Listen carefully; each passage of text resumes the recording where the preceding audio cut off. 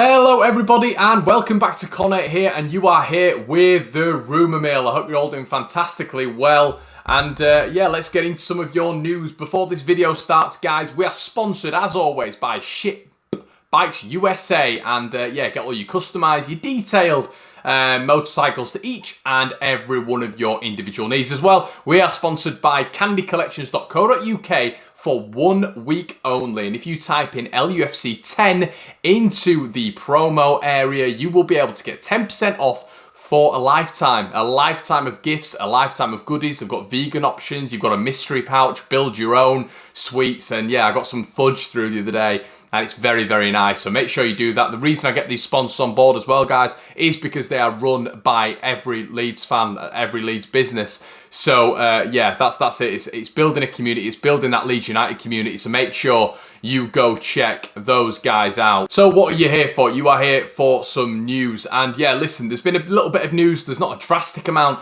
Obviously with Rodrigo de Paul, we're seeing once again that the developments. Phil Hay tweeting this morning that there have been negotiations, there have been developments, but at the same time, at this moment, it is a genuine interest Leeds have, but Phil didn't really update us on anything else, really. So it is a genuine interest. Obviously, with Gvardiol as well, it's a similar sort of bracket. So it seems like Leeds United do have other alternatives now. I know a lot of people were talking about Axel Tuanzebe, and yeah, Tuanzebe is one of those players that Leeds have been interested in. Phil has reported on this numerous times now, and we've seen it in other sources, haven't we? We've seen it close to Manchester United as well, some sources from you know, their outlets. So yeah, it's clear that Leeds are interested in Axel. Whether or not that's going to be a replacement, we know he can play along that back line. He can play in 4 positions along that back line. He's a very competent defender, did it for Villa at a good level. Is seen as a very high rising star as well at Manchester United. But is he ever going to figure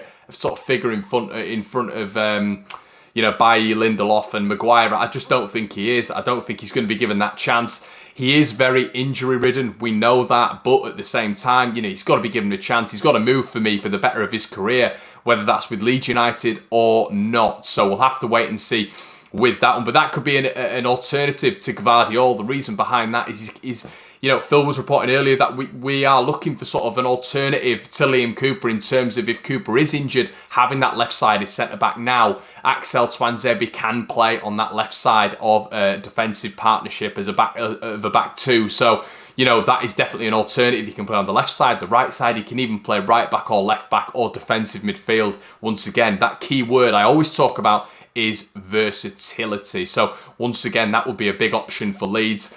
We're not going to be held to ransom.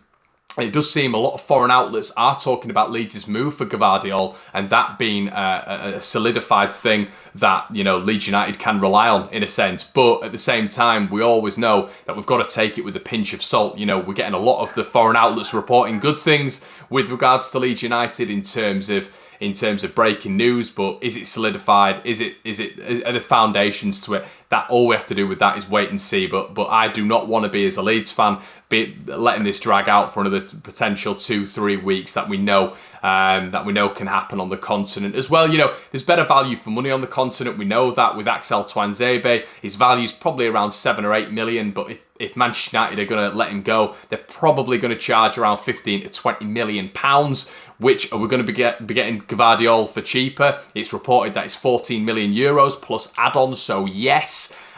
So there's all these factors that we need to take into account, but Phil was reporting this morning that there are alternatives. So yeah, we'll just have to wait and see on that one, as I always say. You know, we're talking about Rodrigo de Paul as well. That is consistently on a lot of Leeds fans' sort of minds at this moment in time.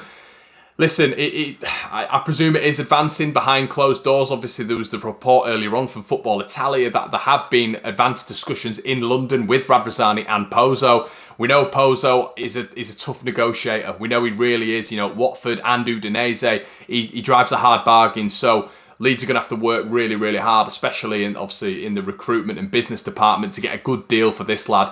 From what I've heard, Pozzo does want a bidding war, obviously because he wants the highest price for his starlet, but he is the best player at Leeds. There was reports yesterday saying that Leeds might want a loan to buy, but I just don't get why they would do that. I don't get why Even Udinese would go for a loan to buy. You know, he's their best player. In a year's time, he could lose value. He's also a year older. So I don't understand why they'd go for a loan to buy unless they are that convinced that he will get better under Bielsa, that next year, with an option, there's going to be more teams in for him, which is obviously a big possibility. But obviously, you look at Rodrigo de Paul as well. He's wanting a new change. He's come out and said that he wants a new step in his career. So is he going to want to come on loan with an option to buy? You know, you kind of want this part of your career to be solidified. He'll be 27 next year.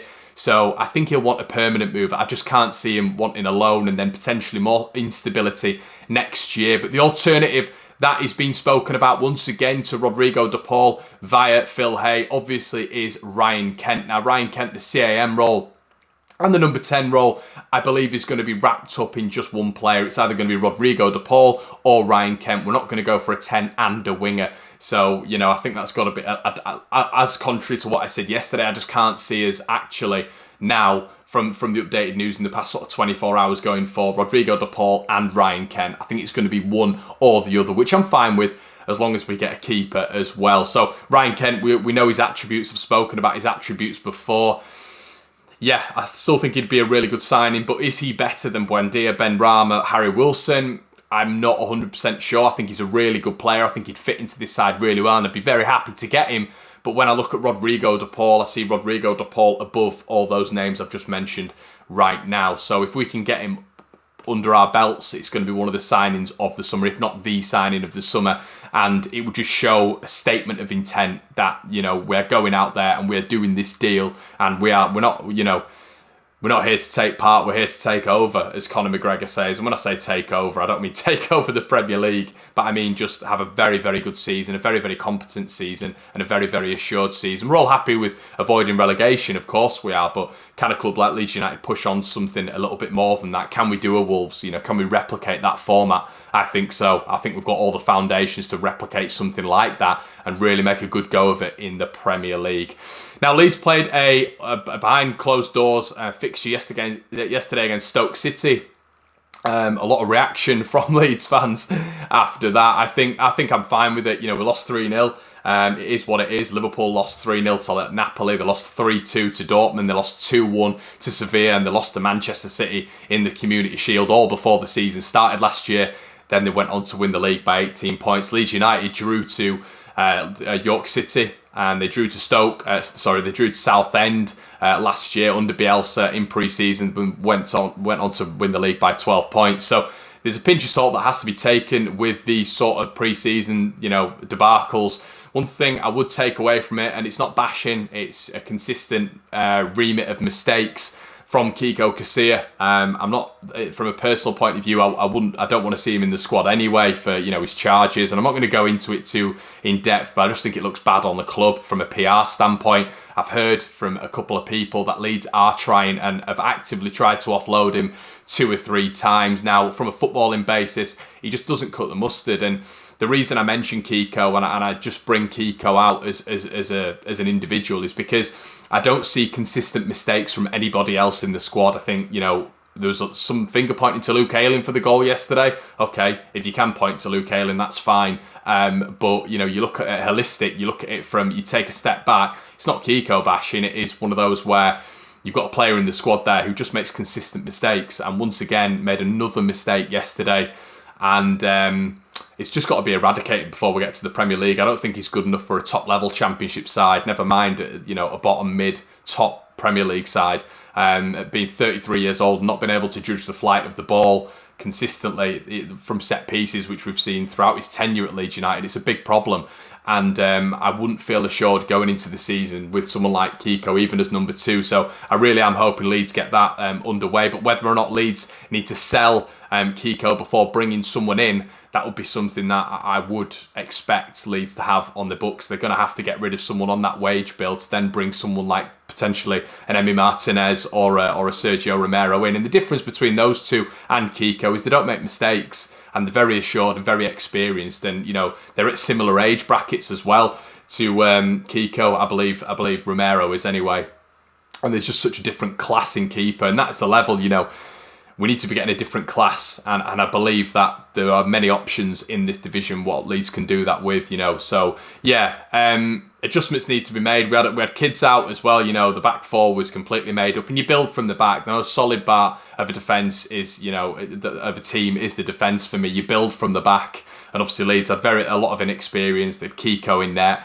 And yeah, you know, 7 internationals as well, not even featuring within the squad. So take it with a pinch of salt. Don't get too upset about it. It's only a pre-season friendly, and things will get better, guys. I promise you. Don't worry about that. Keep your chins up, and make sure you like, comment, and subscribe to the channel as well. We've got some really good content coming over the weekend as well. We're on the road to 8K, and then we're on the road to 10K. We are trying to get Leeds United, this Leeds United fan channel, to the levels of Arsenal, Liverpool, City, Man United. We want to be testing ourselves with the best fan channels. So on and off the pitch, we want to be testing ourselves. So please make sure you subscribe so we are noticed as a Leeds United fan channel. Guys, have a great day, and I'll see you in a bit.